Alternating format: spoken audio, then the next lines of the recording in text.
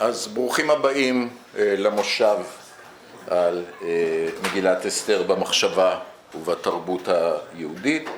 יש לנו 3 הרצאות מאוד מבטיחות שבאות ממקומות שונים, ואני פשוט, כיוון שאנחנו קצרים בזמן, לא אקדים הקדמות, אלא נלך פשוט אזמין את הדובר הראשון שלנו, פרופסור אהרון קולר מישיבה יוניברסיטי.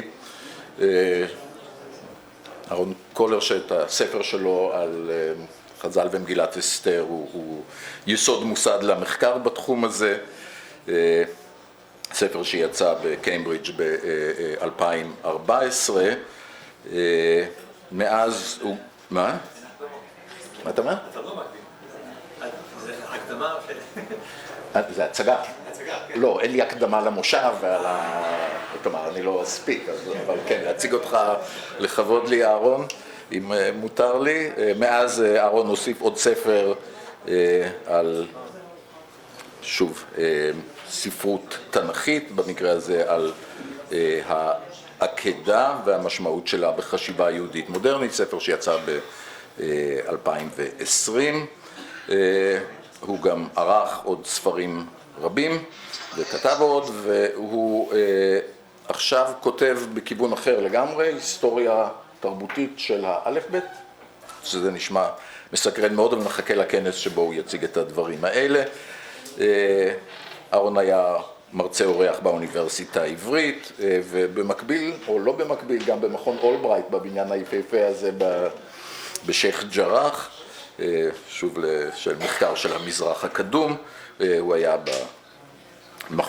עמית במכון הרטמן, במרכז של אוקספורד ללימודי יהדות, וגם לימד בקיימברידג', והוא חי בקווינס עם משפחתו, ועזב אותם כדי להצטרף אלינו כאן לכנס.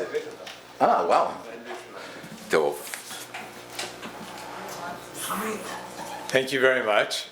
It's really an honor to be here, and I want to thank Chana and Anat for such a fantastic conference.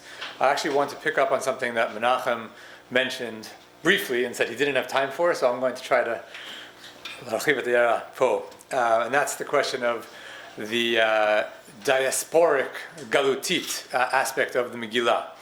I'll start with Shlomo Dov Goitain, who wrote that Esther is an exilic book written in the exile for the exile. And Goitain said that this, therefore, doesn't fit into the grand narrative of Tanakh, which, he says, tells the story of Israel entering the land, losing the land, and then returning to the land. So the claim that Tanakh actually has a grand narrative is a fascinating one, not obvious. It is clear that Goitain has put his finger on a central problem in the interpretation of Esther. What is a book about life in the Persian Empire in which Jewish life ends precisely where it began, doing in Tanakh at all? Or to paraphrase the 4th century Babylonian Rabbi Rava, since Akate Avdei Achashverosh Anan, why do we care? What's the Geulah here? And why are we still celebrating the story? So I want to separate between a historical critical reading of the book, which I won't really talk very much about, and a reading of the book in communities of faith over the past many centuries. And I'm not going to talk much about historical critical, more about how it's been received. The Jewish traditional reading has tended to recenter the book, to read it in ways that allow Esther to be part of that grand narrative with the land of Israel at the center. In Chazal, and we've heard a lot about this morning, this is effected through a chronology that allows Esther to be a prelude to the Beit HaMikdash HaSheni, rather than, as it actually was historically, so to speak, contemporaneous with it, and especially through the claim that Cyrus the Great, who licensed the construction of the Beit HaMikdash HaSheni, was Esther's son. The rabbinic understanding of Esther thus domesticates it. It brings it in line with the rest of Tanakh and prevents it from being very different. We heard this morning from both Herzl and Tamar, how they both in their novels adopted this view, which really entirely changes the way one understands the story.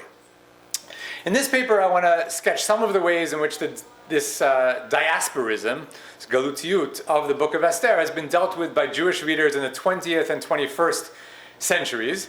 And connected to diaspora in interesting ways, which I won't totally have time to develop, are the questions of gender and feminism, and also violence.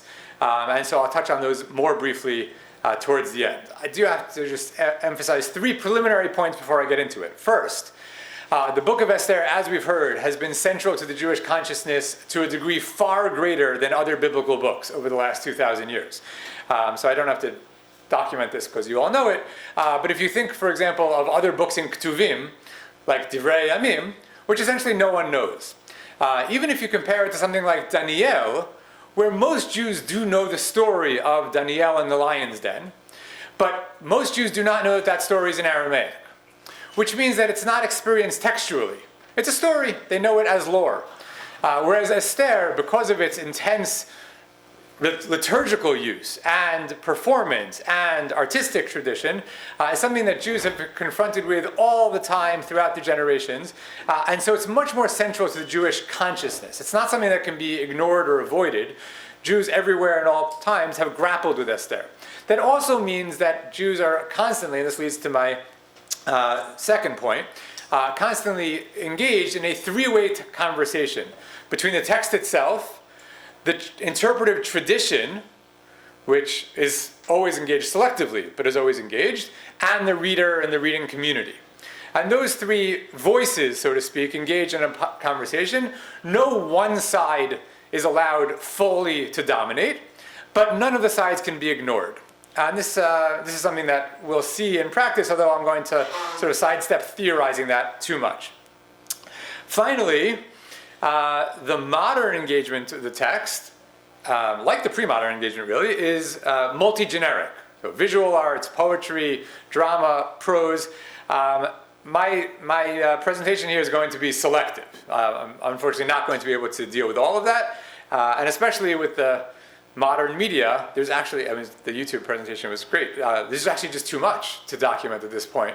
If you wanted to sort of map how Esther is being received in the modern Jewish world, there are just too many media and too much being produced to actually do that in a comprehensive way. So it's very selective and a bit anecdotal. Connected to that is also the point that in Jewish writing, especially on something like Tanakh, the lines between popular writing and scholarly writing are often blurred. And I'll give you some examples. We'll see some as we go forward, but not this one.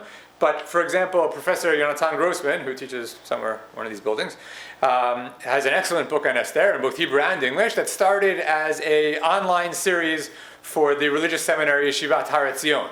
So is that popular, is that scholarly? Yoram Chazoni's book, The Dawn, came out in 1995, published by a sort of a fringe press called Genesis Jerusalem Press, but was then reissued about 20 years later by Cambridge University Press with some extra chapters. So again, the lines between the popular, the communal writing and the scholarly writing are actually blurry. And so I'm going to not worry too much about which side of the dichotomy some of our sources are on. Okay, so with that, let's turn to diasporism. Politics have been a major axis around which readings of Esther have turned. With Zionism, Jews entered the political sphere as a nation, as opposed to as individuals, for the first time in millennia, and turned to the biblical books for precedents and occasionally for guidance. A book such as Joshua, there's a recent book about this, could serve as a model of conquest and state building. Samuel could be a reflection on the possibilities and limits of politics.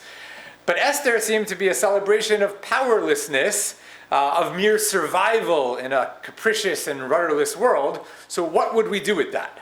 So some early Zionists, therefore, rejected the celebration of Purim, disparaging it as a diaspora festival. So what you see here is actually a pamphlet from the Beitar organization, the revisionist Zionist youth movement founded by Jabotinsky. This is in Warsaw, 1937. Which contrasts, as you can see, really the title page actually says everything you need to know about this little pamphlet, contrasts 2 festivals, Shnei Moadim, Yud Aleph Adar, the anniversary of the Battle of Tel Chai from 1920, and Yud Daled Adar, the traditional holiday of Purim, The first is the, quote, symbol of the renewed Judaism. The latter is the symbol of the diasporic Judaism.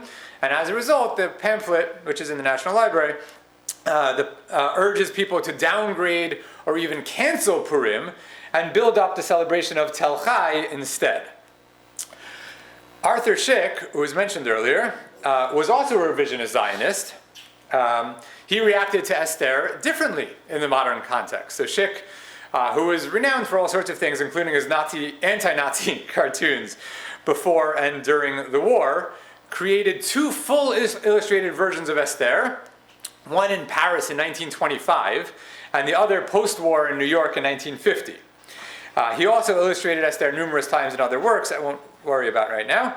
In all but the very first publication, Szyk always shows Esther herself as a strong, heroic role model.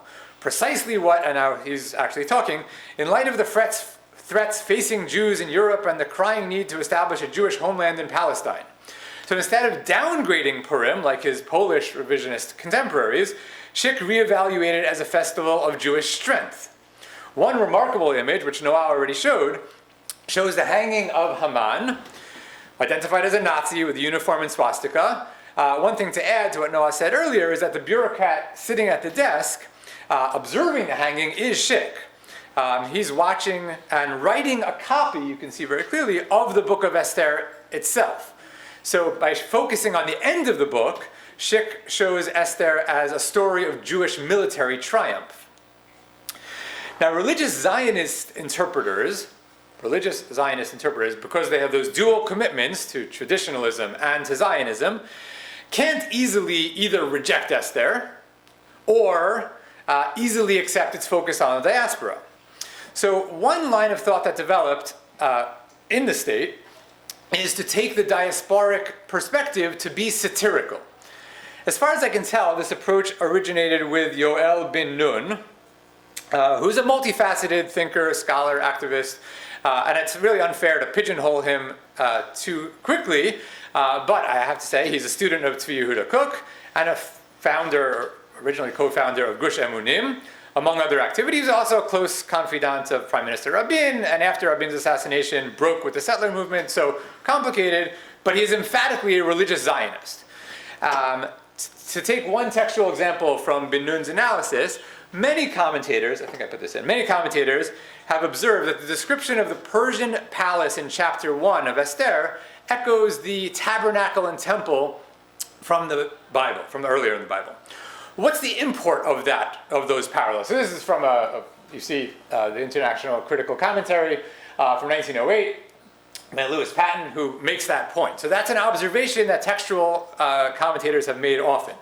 But why? What's the import of that? So a diasporic reading may understand that the author is trying to say that the center of Jewish life has shifted from Jerusalem to Susa. Ben Nun, on the other hand, argues that this is a satire of exactly that position. We're meant to notice this and then to shake our heads sadly as we read that some Jews may have thought that the center of Jewish life shifted from Jerusalem to Susa. Isn't that obviously absurd? Now, methodologically, and I don't really mean this as a criticism, I just want to observe this. Methodologically, claiming that a text is satirical is the same as adding a question mark exclamation point to any sentence. Right? You could take any sentence and make it mean exactly the opposite of what it says by adding a question mark exclamation point to it. So, kaberet avicha v'et imecha lo tirtzach. That's not actually a sentence, but let's take it. Kaberet avicha v'et imecha lo tirtzach. Right? So you can do that to any sentence virtually in pretty much any language and make it mean exactly the opposite of what it originally meant. Now, sometimes it's right? And it's pointing this out doesn't mean that it's wrong. Sometimes that's exactly what's supposed to happen. And there's often miscommunication, and you know this in texting even more than in literature, when someone means something ironically and is taken seriously, or vice versa.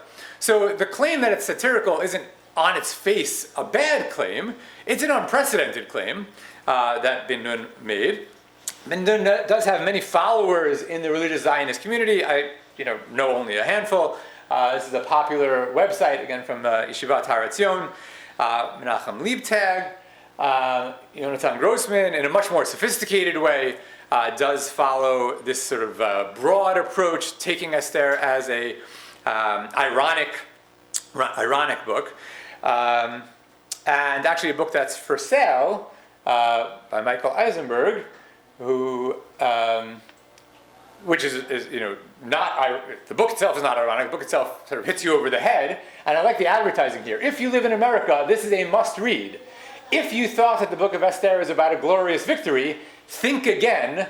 This is a wake-up call we all need to listen to. So lest you think that it's a diasporic book, it's a galutit book, read his book and you'll understand that it's a satire of diaspora Judaism, and in fact that the book of Esther is the most Zionist of all books. So to be even-handed, let me turn to the opposite view. Oh, there's other people, Benny Lau, lots of other people, doesn't matter. Let me turn to the opposite view. I don't want to be too harsh on one side. So diasporic Jews have tended to take Esther on its face as a celebration of diasporic life. Let me skip a little bit.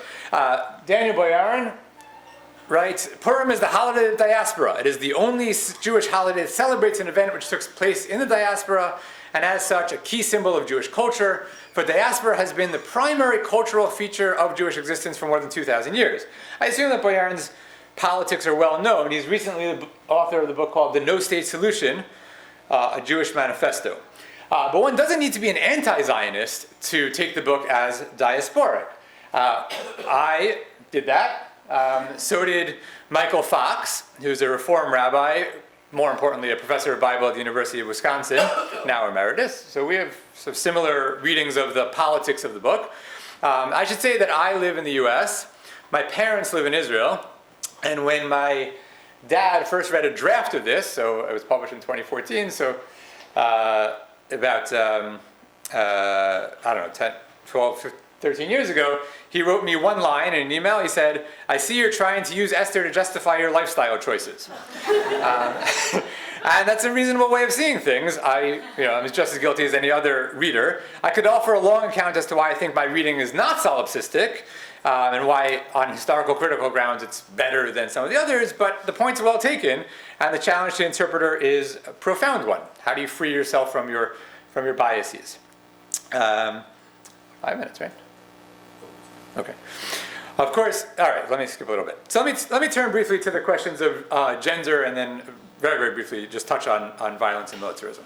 It is a remarkable fact that in Esther the Jewish people are saved by a woman. Of course, there are stories in which women essentially act, quote unquote, like men. Judith gets somewhere closer to that. She at least chops off a general's head with a sword. She's of course more complex.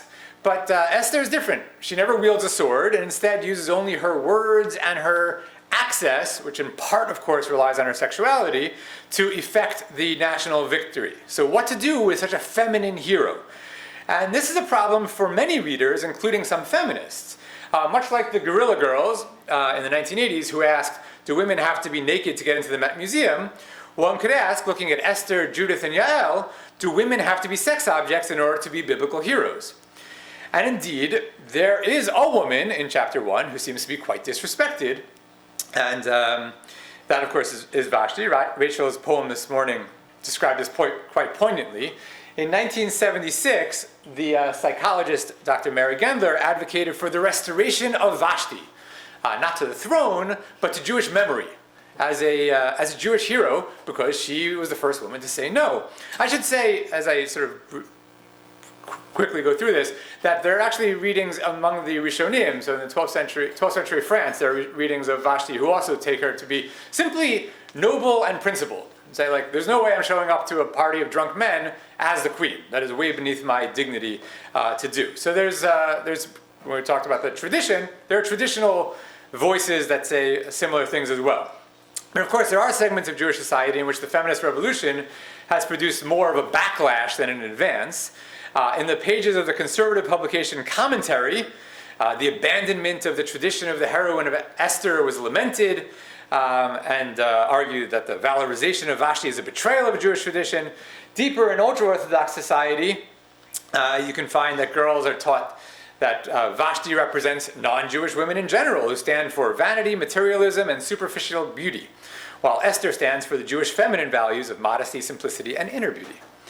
And illustrated versions in the Haredi community reflect this also. So we had earlier, again, Gadi Pollock's book, Purim Spiel, which comes out of the Haredi community, as Noah mentioned. I've never met him, so I don't know what he looks like, because he doesn't have his pictures up. But he does reply to my emails very quickly, which is very nice of him. Here I just want to point out Esther in one illustration, although there are many, many of them. She is docilely alongside Mordechai, where the two of them are enjoying Shabbat dinner. She has lit the candles. The signs here are signed by Mordechai the Jew, but Esther is not a public figure, and therefore her name doesn't appear on any of those signs. There's more to unpack in the illustrations, but I'll leave it aside for now. Now, the feminine hero is also a problem for masculinists, for whom the idea of there being a woman hero is troubling. So one tack, taken by Pollock, for example, is simply to downgrade her. Another tack is to masculinize her.